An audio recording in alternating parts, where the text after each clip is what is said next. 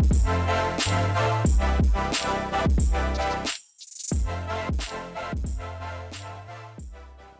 what's up? Welcome back to the podcast. We are here with Wouter, Teunissen. Thanks for coming on, man. What's up? No worries. What's up? Thank you guys for having me. It's a pleasure to be here. I'm excited. Yeah, it's good to chat. We've known each other for like quite a while now. Over a year, I think, when we first connected. Yeah, you were at Milk Road when I was sort of coming on there, not knowing what I was doing, and you were sort of leading the way with growth. And I was just sort of in the Slack trying to be productive. Yeah, we'll get into all of that. I think you have a really cool story to tell there. So, I mean, how would you tell us? You got a couple of things going on now. You're most known for your work at the Milk Road. You have a new project that you just released. So just give us a brief overview of like who you are, what you've done in the past, like 30 seconds, and then we'll dive into that. Yeah, sure. So it's a little bit hard, but I'd say, I was a university student trying to bust my ass off, trying to find a way into this space, worked my way into newsletter sales, got pretty comfortable doing that. And now I've started Open Rates, which basically helps you find and convert newsletter sponsors in your niche. Basically, it's the tool I wish I had when I was doing ad sales. But yeah, that's sort of how I got into the newsletter game, was selling ads at Milk Road, just trying to hustle my way to a job there.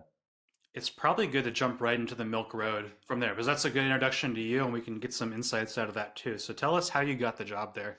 Yeah, so I was, I wrote it in your newsletter, by the way. Everyone should check that out. Basically, I was at university in a bachelor doing a program I didn't really love. It was quite difficult, but not something I love doing. And I see on Twitter, Sean Puri, the host of My First Million podcast, he released this video on YouTube about the Milk Road buying Luna, this crypto coin.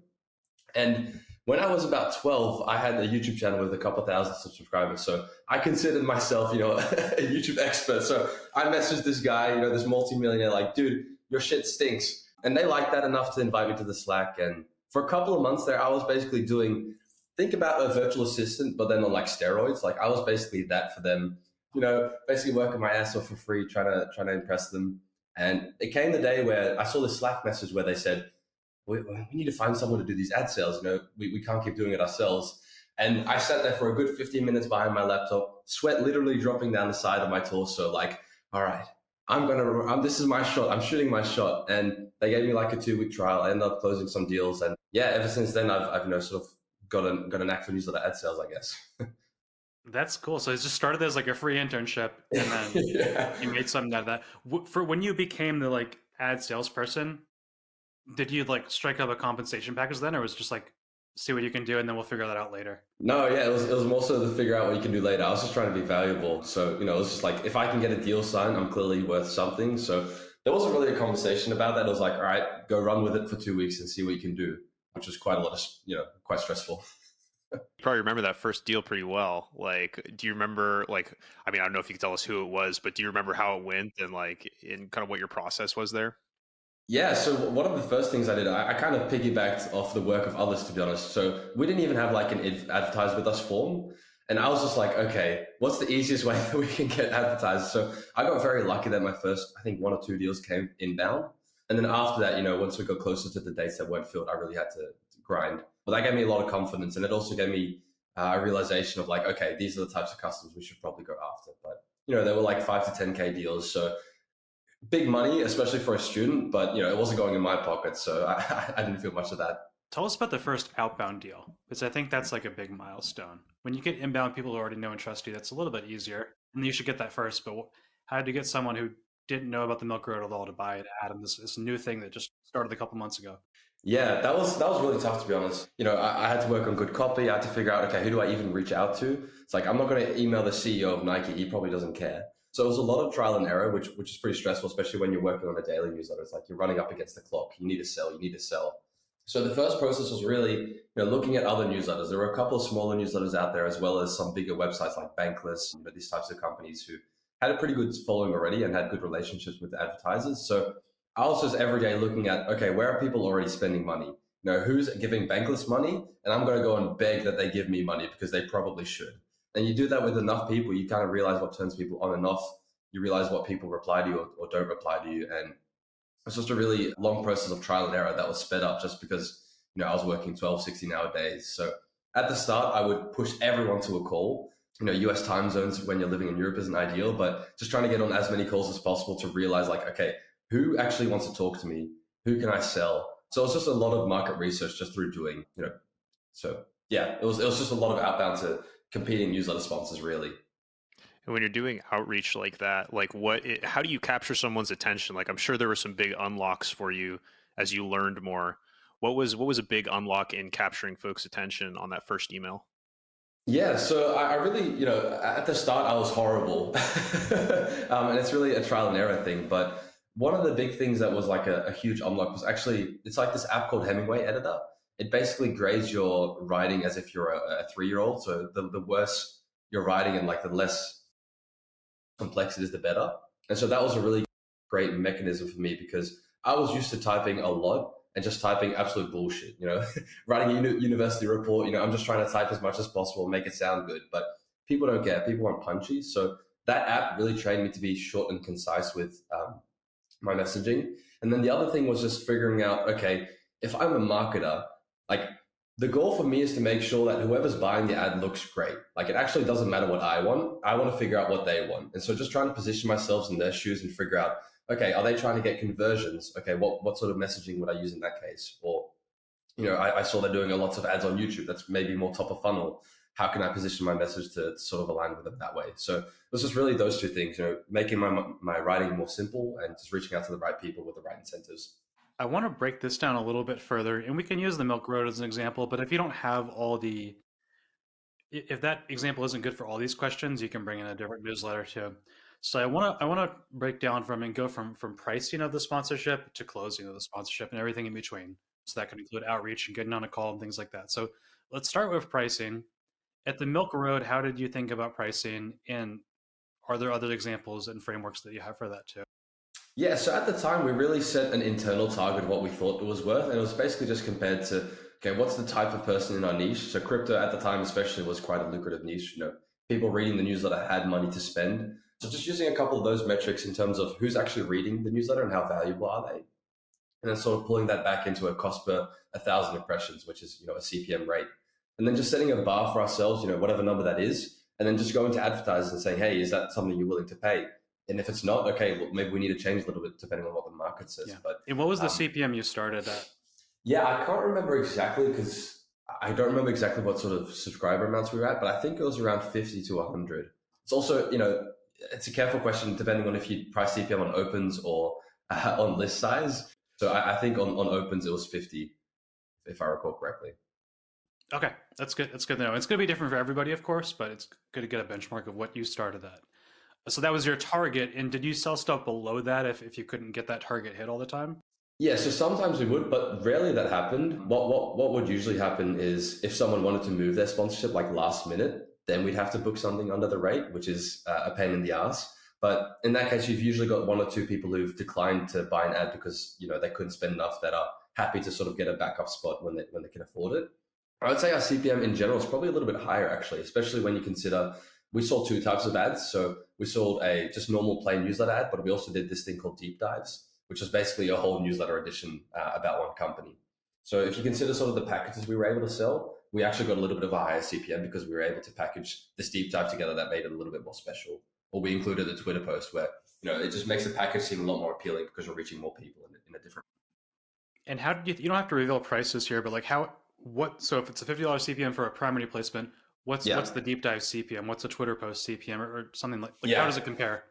Yeah, good question. I mean, it just depends on like length, really. Like that's the easiest way to compare. Like what's the length of a normal ad compared to the length of a deep dive? What's the sort of exposure you're going to get? But I think a safe assumption is like 5 to 10x, honestly. Not for Twitter and LinkedIn, but for the deep dive specifically. I think Twitter is very based on, okay, who's actually following you. If you have 10 followers, maybe just give it away for free. But yeah.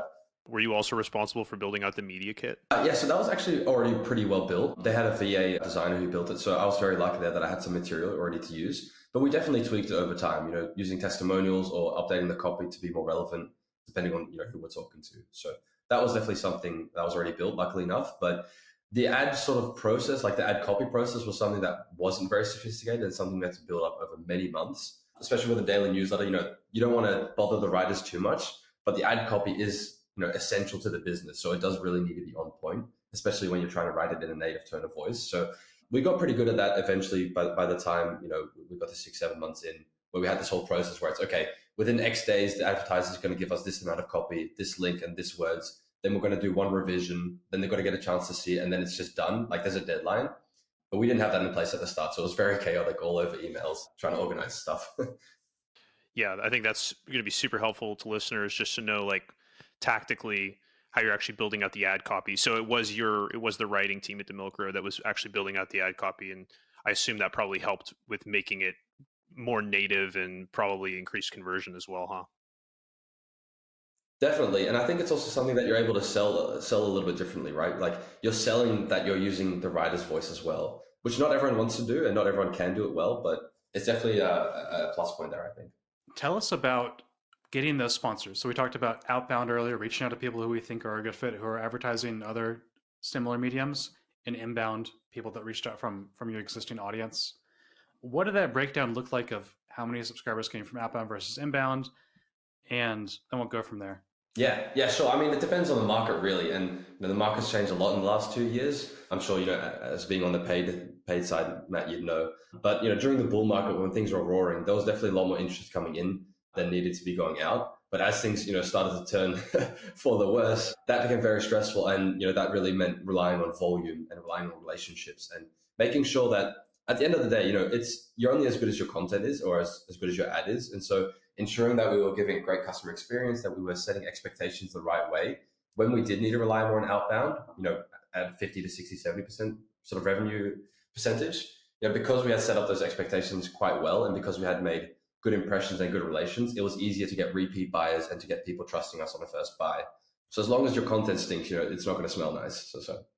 Yeah, and by going down, just to clarify, that's about the crypto market, not necessarily just the Milk Road, but the crypto market was like crashing while you were working there, and that was a challenging time to work in, I'm sure.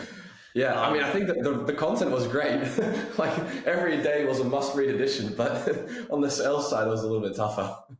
Tell us what a typical cold email looks like. Do you have any examples of like, oh, this line worked really well, or this subject line always worked for me? How did that look? Yeah, sure. So I mean, things change definitely, and I want to preface this by saying there's no like one size fits all, but generally there's like rules of thumb you can follow. Using someone's first name in the title and being really clear about like that it's a sales inquiry. You don't want to end up getting in a long conversation with someone who's actually not interested. So having the title be really relevant potentially to something you saw. So making sure you're using triggers, whether that's that they just advertised in another space, whether that's they just hired a new CMO or whatever the sort of trigger is, making sure that that's part of your initial messaging. And then generally, I tend to follow AIDA, AIDA. It stands for Attention, Interest, Desire, and Action. That's something I learned from Sam Parr, actually. And that's sort of how I structure most of my emails. So I want to make sure that I get their interest by saying something that's relevant to them, whether that's getting them in front of the right audience, whether that's 300,000 crypto readers, that might be really interesting for a specific brand or not. And then following that up with really clear, concise, I like to use bullet points like, hey, we've got this many readers. These are the people reading us. This is why you should care. Maybe a previous case study. Do you care? Yes or no? Like that's it. Like I want to keep the call to action really simple. So that sort of flow of attention, interest, desire, and action generally works pretty well. I don't know. I just like writing that way. I think it's quite punchy and to the point. You can sort of filter people out pretty quickly that way. And I think people appreciate that.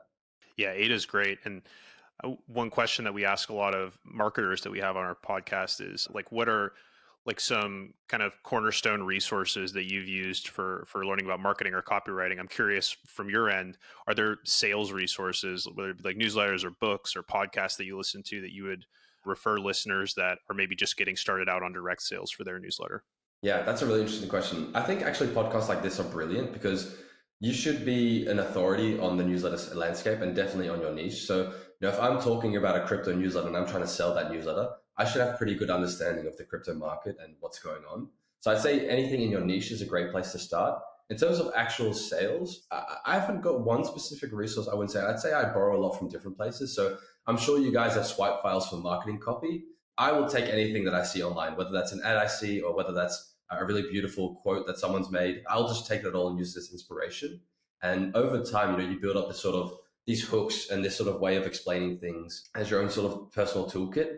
And yeah, I don't know. There's not one resource out there. I think it's really important to develop your own style of voice and sort of hooks and stuff like that. Makes sense. You said the call to action on that cold email. Are you interested? Yes or no? So you're just trying to gauge if they're interested, and then you can take it on the next email. That's the call to action. That's interesting. Yeah, exactly. After they say yes, for example, then what happens? Yeah, so I might say, hey, are you interested? Yes or no? Or do you want to see our media kit? Yes or no? That first email is really just to gauge the interest. But once they are interested, that's when I'm able to sort of give them more information. And I know I've got their ear. So I'm going to try and give them that information that's going to interest them enough, whether that's, a specific statistic like, hey, X percent of readers are a fit to your audience or not, or the media kit. And then I'll try and push them either to get on a call or to sort of test them a little bit as well. Like, hey, this is sort of the budget range. Can you even afford that? Or, what sort of timeline are you looking at in, you know, um, placing an advertisement? Because some people are interested now, but they're actually only going to be able to spend the money in 6 or 7 months. So I'm trying to filter again for that point. Like, are they ready to spend? Are they the right fit? And are they interested? And once that's, kind of clear, I'll try to push them on the call. So you ask the qualification questions first to make sure that you're qualified. And then do you Yeah. always, what percent of these ads do you sell on a call versus not on a call? I'd say probably 70 to 80% gets sold on a call, at least for the first ones. Once we've got a relationship and they trust me and, everything's sort of set, then it's definitely more like, 50, 60% are actually just through email. But I really like doing it over call. I think it's much more efficient and you can sort of align values better. So majority gets sold through calls, or perhaps that's a poor way of phrasing it. They get closed on a call, but then, there's still a couple of emails to follow up on the details. But usually the call does the majority of the work.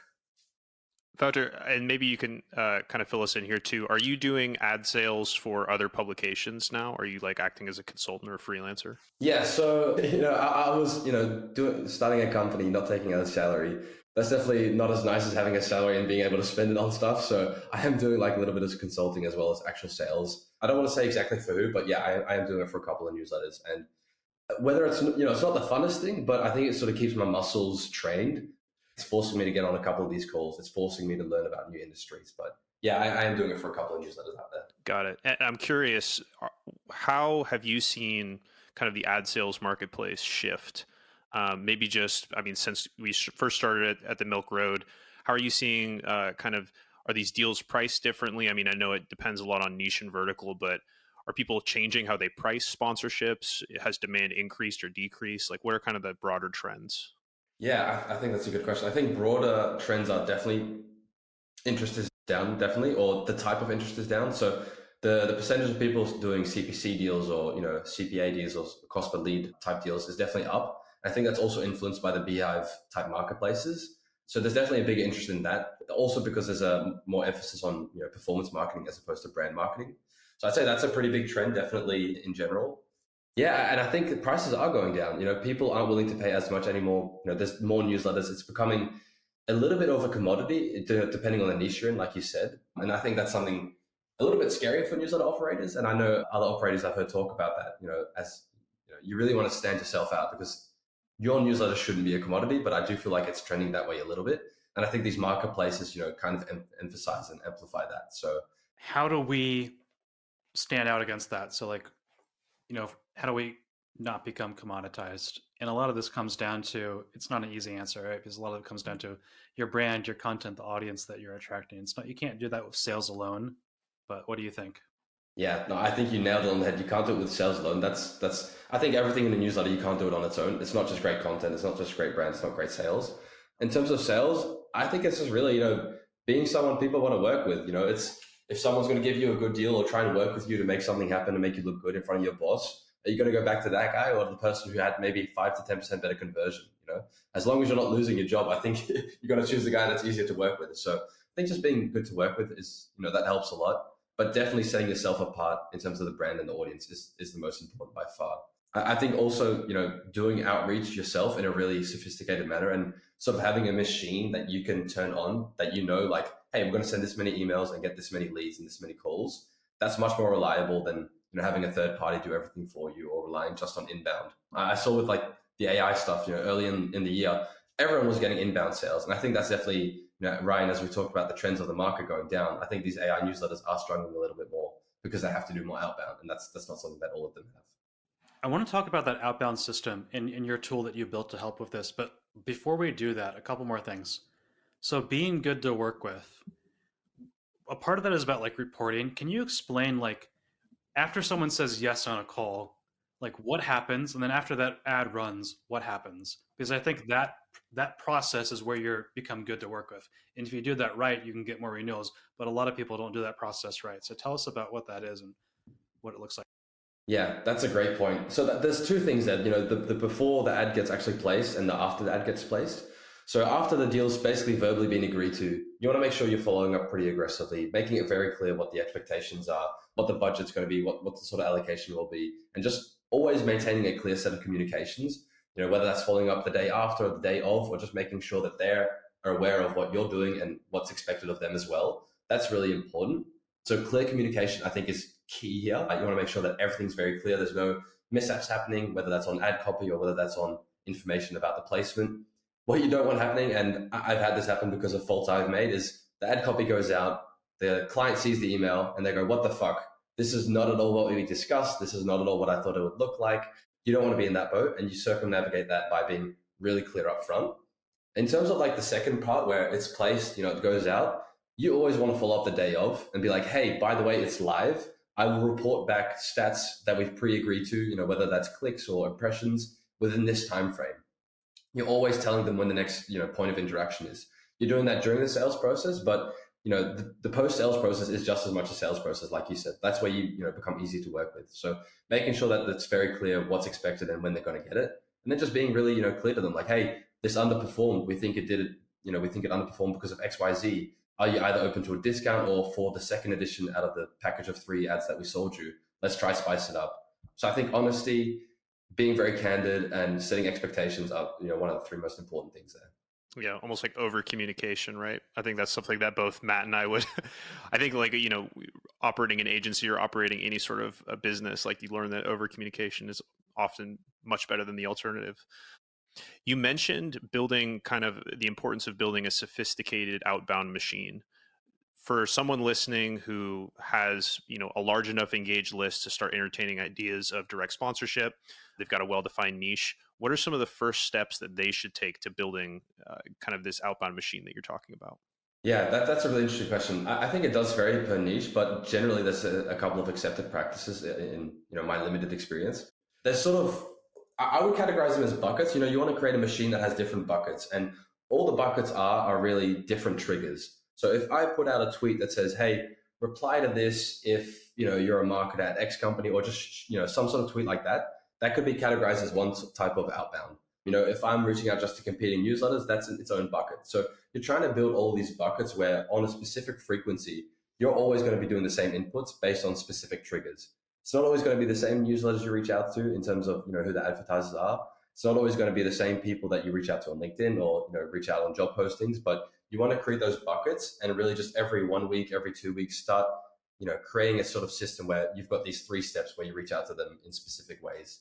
That just does a lot of the groundwork for you. And then all you really have to focus on is, okay, this bucket, is this really the right people I'm approaching? And then that's all you're focusing on, because that copy you've got written is generally acceptable for the type of outbound you're doing. So, if I'm reaching out to a new job posting as sort of one of those buckets, I can have the the copy for the email pretty well written, and it doesn't need to change too much. Then it really comes about, okay, who do I target?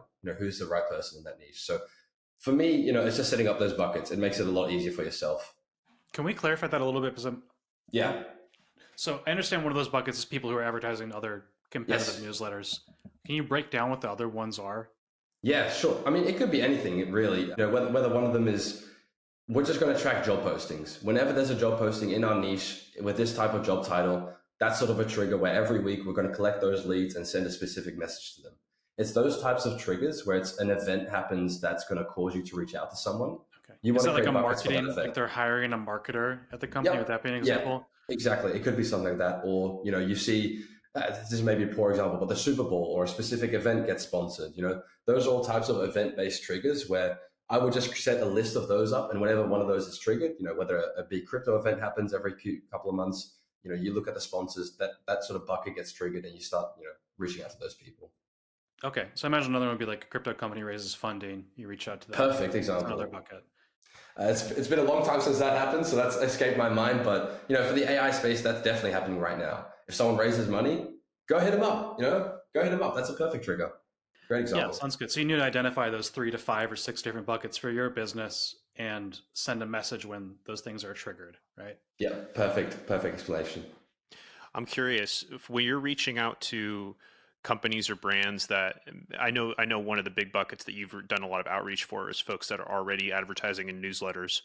When you're reaching out to a brand or conversing with a brand that hasn't necessarily had as much exposure to newsletters as an advertising platform, how do you sell them on the idea of advertising in a newsletter? How do you kind of outline the benefits there? Yeah, that's a great question. It's definitely a lot harder because you're doing a lot of education as well as selling.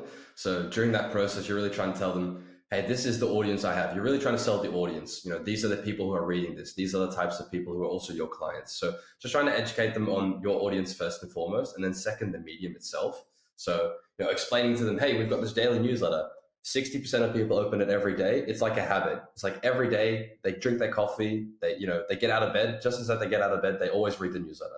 So you're trying to sort of picture the vision really on what the newsletter is, because it's much more than just an inbox, some sort of email in your inbox. So really trying to educate them is really important and also very hard. Sometimes you're just going to be stuck in, okay, well, what's your test budget, or what can you allocate where you'd be comfortable, potentially getting a bad return, and trying to figure out what their risk threshold is. A lot of the time when, at least in my experience, when I was selling to brands who didn't do much newsletter advertising before, it was really about, okay, where's their line of comfort? And can I get them to do something with me where I can prove my audience to them? Maybe I sell them on a 5K deal now, but in 2 months' time, I'll sell them on a 20K package because, they've seen the ROI. So yeah, it's really about educating and also just picking sponsors that are actually going to work. If you've got a finance newsletter, don't pick like a trash cleaning company as a sponsor, or I don't know, like something really ridiculous, that's only shooting yourself in the foot. Companies in the newsletter space that are doing ad sales well, like they're doing smart partnerships, they're putting together creative packages for advertisers, they're just on their shit. Like, who do you look out for? Who's doing things well right now that we can learn from? Yeah, that's a great question. I really love what TLDR is doing. They've got God knows how many newsletters, and they've got a sales team, I think, of 5 people, and they're absolutely crushing it. Their media kits are on point, their communication is on point, the team is on point, very sophisticated about the buckets that they've chosen and how they're actually going about reaching out to those people. So I think TLDR is like a staple of the industry. I think they're very good. Apart from that, I'd say, maybe I'm biased because of the interactions I've had with them recently, but the Daily Upside, they're great as well. They've got a very well-defined niche. Their sellers are very accurate in their communication. So those two come to mind. I think looking at Morning Brew and stuff, obviously they're doing great, but I think it's a little bit harder because it's a bigger company. It's harder to abstract the learnings of what they're doing really well. So yeah, I'd say TLDR and the Daily Upside are probably 2 people to look up to.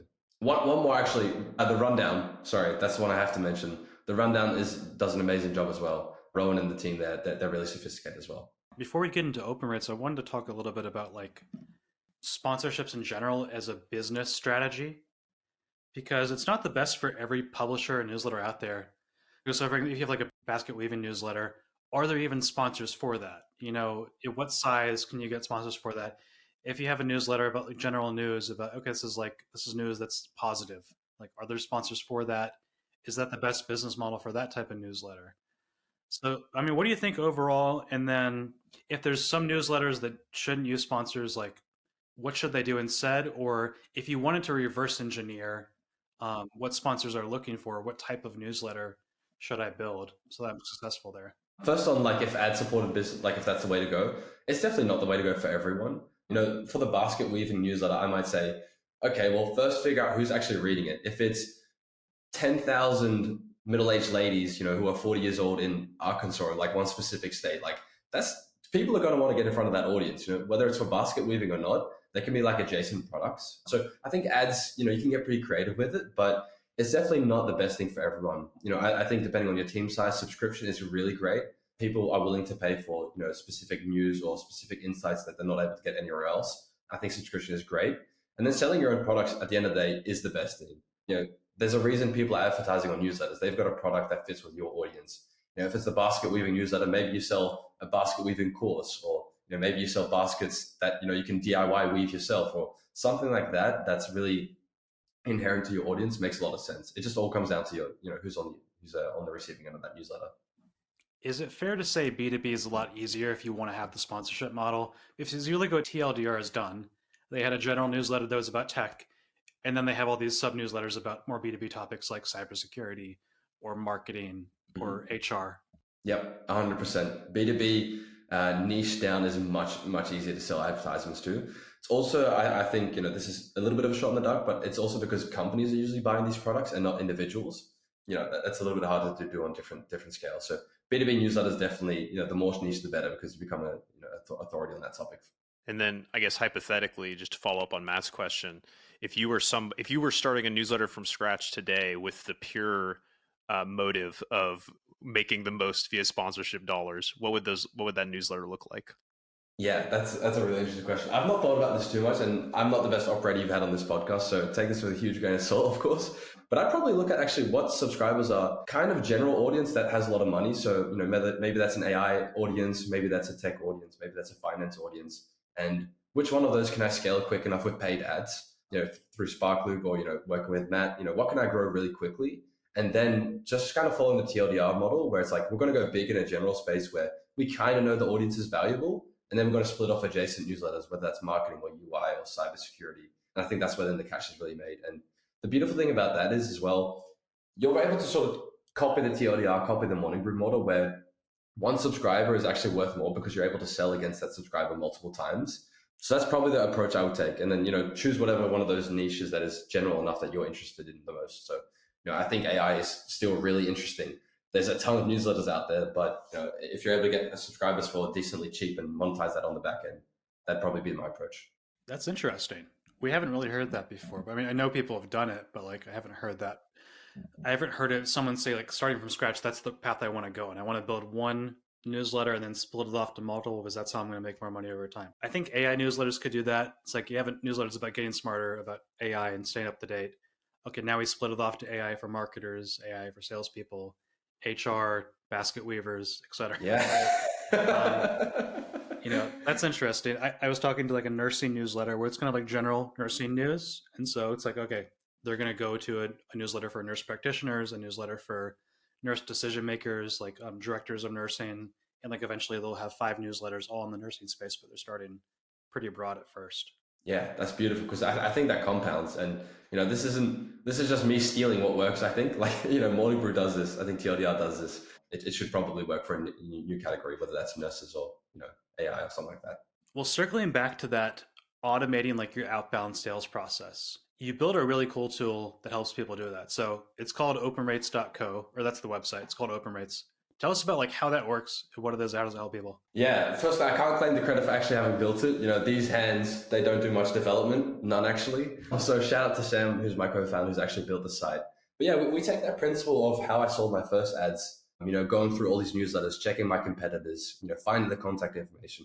We take that whole process of the sales cycle and kind of automate it. So we give you this beautiful database of everyone sponsoring in the most important newsletters. And not only that, we actually tell you who the person to contact at that company is, based on what the right company is, right title is, or, person to reach out to depending on the company's size. And then you don't even need to do that for every company yourself. You can actually just generate these reports and it'll actually send you the leads in an email CSV file with the LinkedIn, with the email, with the ad copy, with the person's Twitter if they have it. And it sort of automates that whole process based on a couple of inputs you have. So basically, it's the tool I wish I had. And, funnily enough, before I hopped on the podcast, one of our customers, DM'd me on Twitter saying he just closed a deal using OpenRates. So it's working because the medium works.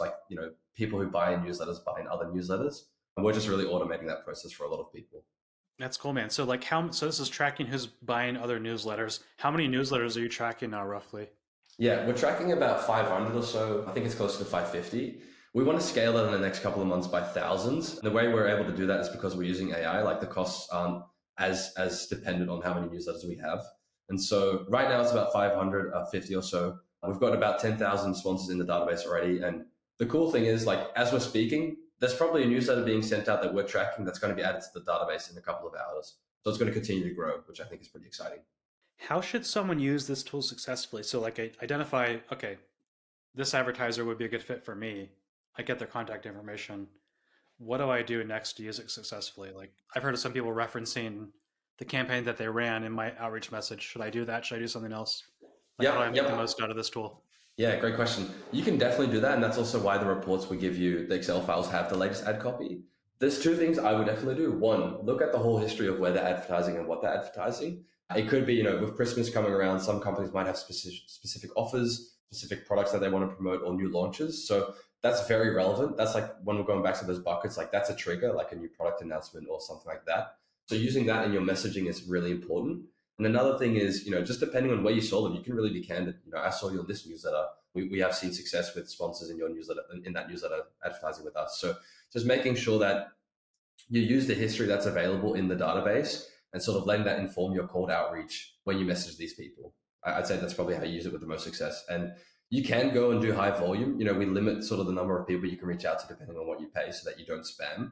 I wouldn't recommend spamming, but you can do this in a smart way on a little bit of a scale for sure. That makes sense. So by scale, do you mean like I download the people and then I put them like to Apollo and I have like a 3-part email sequence that I send them? Yeah, for Something example, like that? yeah, exactly. That would work pretty well. The more targeted, the better, of course. But if you're running a daily newsletter, you can't be as picky. So Apollo instantly. There's those types of tools that are pretty inexpensive that are really quite valuable. If not, the way we've seen someone marketing examine close a $20,000 deal through open rates, and it wasn't actually the outreach process. They had already talked to someone, but what they did was they looked at all of the history of their ads, and they realized they were really stale, and they were all the specific type of product that they were promoting, and they really catered their pitch to that product and innovating on that product in their campaign. So just using the information you have in terms of the pitch as well as the outreach is probably the most important. Yeah, so cool. Just arms you with like context that you wouldn't otherwise have in those conversations. Yeah, yeah, and hopefully makes it easier as well to reach out to the right people, in a sort of a scalable way that you don't have to find a VA who spends 20 hours a day taking forever to find the information and finding the sponsor copy. So, and who is the right people? This is one question. Like, regardless of open rates, what are the types of like job titles or people I'm reaching out to at these companies if I'm going to sell ads? Yeah, so it depends really, again, on what the company size is. So for a smaller company, the CMO is definitely appropriate. The chief marketing officer is appropriate to reach out to. In some situations, even the CEO. A company that's 5 to 10 employees might have a CMO, but it could still be the CEO who is the decision maker. As the companies get bigger, you want to target demand generators, growth marketers, product marketing managers, people who have a little bit more of those specific titles. And when you get to really big company size, like Nike, they've got agencies, so it's a little bit harder to reach out directly to the folks at Nike. But if you wanted to, you could find, like a performance marketer or a growth manager, those types of role titles. And in open rates, we surface that information as well. We have sort of a quality score where, hey, this is a huge company. Let's not give the CMO contact information because that's not going to help you out at all. So it really depends on the size of the company. There's other competitors who kind of do similar things. I think your tool is really cool. There's also, I could go and like have a VA do this myself. Why is this different or better than other alternatives? I think one, we've got a bigger data set than anyone else at the moment. It's more up to date. That's a really most important thing, the intent of a sponsor. If I reach out to someone who sponsored 2 months ago, that's not going to be as helpful as someone who sponsored 2 days ago. So the accuracy of the data is one, how recent the data is two, and three is the way we're able to automate everything for you. You're able to set up these reports. You're able to get the emails on the frequency you want. You can, create a specific report for a specific type of category. You can get finance emails, or you can get well-being emails, or you can get them both in the same email. So there's a lot of customizability there that sort of saves you time, and it's pretty inexpensive. Like Marketing Examine sold $20,000 deal. That's going to buy open rates for like multiple years for them, right? So there's a pretty clear ROI there. It's kind of going back a step, but the one question that I was curious about is, like we talked about our hypothetical basket weaving newsletter and how, while the niche itself might not be super valuable, the audience could be. Any tips for folks on surveying their audience and the kinds of data that they should get that they can include in media kits or that have been proven to help convert those potential leads? Yeah, that's a really good question. If you don't know who's reading a newsletter, you don't know shit. Like if I'm telling you 250,000 people who are crypto experts are reading this newsletter and I don't know that, you're lying. Like you're just straight up lying. So a couple of ways that you can do that. There's one, survey your audience. If you've got a little bit of money, I would actually recommend buying Apollo or something like that and uploading your subscriber base into these platforms. They can give you a little bit more granularity on job titles and stuff like that. Surveying your audience on a regular cadence where you don't want to overload it because then you're not going to get a high response rate unless you've got a really engaged audience. But getting the really most important things like how old are they, how much are they making, what are their interests, those types of things that advertisers care for. And the easiest way to do that is just to say, hey, you're a sponsor. What do you care for? Like, who's your target audience? Who's your ideal customer profile? And they'll list a bunch of traits off. And if you can sort of work backwards, like, okay, then I need to know if my audience fits into one of those categories. And then, say every 2 weeks or every month you send out an email or you send it with your welcome email. Probably not ideal actually, but some sort of specific cadence where you're getting data actively. That's ideal. It doesn't need to be 100% of your audience that you're surveying. That's near impossible. Yeah, you mentioned that there are tools that you can use where you might not even necessarily, at least for like job titles and maybe a little bit more color and context. You said Apollo was one that folks could use. Yeah, Apollo and Clearbit are probably the two most popular. I don't know about affordable, but they're definitely good ones to use for sure. And you can sort of copy paste emails sometimes into Google. That's something else you can do. I've noticed on newsletters about 30% of people probably subscribe with their company email. It might be a little bit less, a little bit more, depending on your niche, but that's a really easy way to extrapolate who's working where. And you copy and paste someone's email to LinkedIn, you'll probably find the title that way. So that's a really inexpensive way, but a little bit time consuming that you can also do it. Interesting. I think between surveys and tools like Apollo or Megahit, like between those two things, you can understand a lot. And also like incentivize people to do the survey, like give away $100 gift card to like one person who completes it. Not enough people are doing that. I learned a ton from this. I think the importance of like sending relevant messages and then having data to be able to do that is so important. Like marketing is all about being relevant. Sales is the same, right? So right person, right time, right message. That's a lot of learnings on that here. Tell us where people can find you and your stuff. Yeah, go to openrates.co. Check out the tool if you want to earn a little bit more money. Check me out on Twitter. I've got a horrible name to spell, but it's Wouter Teunissen, WOUTER And if you can't find it, well, then you're not missing out on much. But that's where I am. We'll link it below. We'll link both those things below. Thanks for coming on, man. No, awesome. I really appreciate it. This has been a ton of fun.